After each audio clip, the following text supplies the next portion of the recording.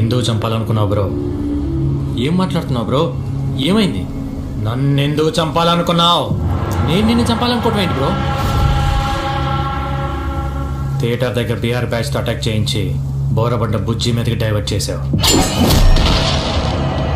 Flyover యాక్సిడెంట్ని Mudragada మీదకి divide చేశావు.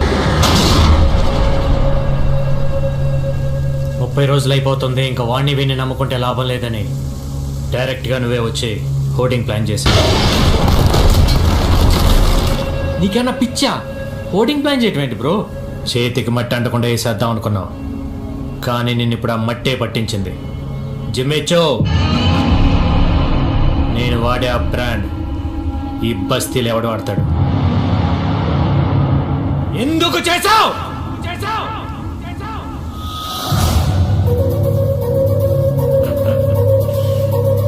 తప్పలేదు బ్రో, డబ్బు కోసం. ధనం మూలం ఇదం జగత్. నీకు అర్థం కాదులే, మా తెలుగు మీడియంలో చాలా బాగా చెప్తారు. అది ఇల్లా బ్రో? ఔటర్ రింగ్ రోడ్కి 5 కిలోమీటర్ల దూరంలో ఉన్న స్వర్గం.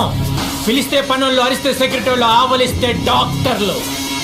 అరే నిల్చుంటే స్నానం అయిపోతుంది, పడుకుంటే పగలైపోతుంది, సుక్క పడుతుంటే రోజు అయిపోతుంది. ఒక్కడు బతకడం కోసం 100 మంది చేస్తున్నారు బ్రో ఆ ఇంట్లో. ఆ ఐశ్వర్య 30 రోజులు అనిపించేది కాదు బ్రో, 100 ఏళ్ళు అనిపించాల్సిందే.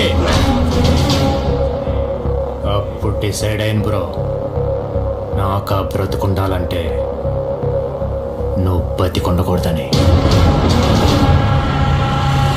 కరెక్ట్ గా అదే టైంలో ఇంకో జెంటిల్మెన్ కూడా సేమ్ ఫీలింగ్ తో ఉన్నాడు బ్రో.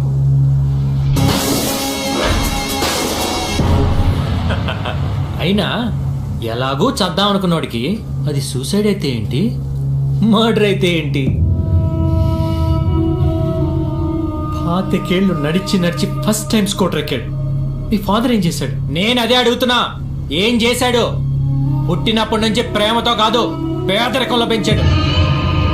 అయినా దేశంలోని రోగాలన్నీ ఆయన బాడీలోనే ఉన్నాయి. తింటే ఆయాసం, తినకుంటే నీరసం. సరిగ్గా ఫుల్ మీల్స్ తింటే పోతాడు బ్రో, ఎప్పుడు పోతే ఏమో.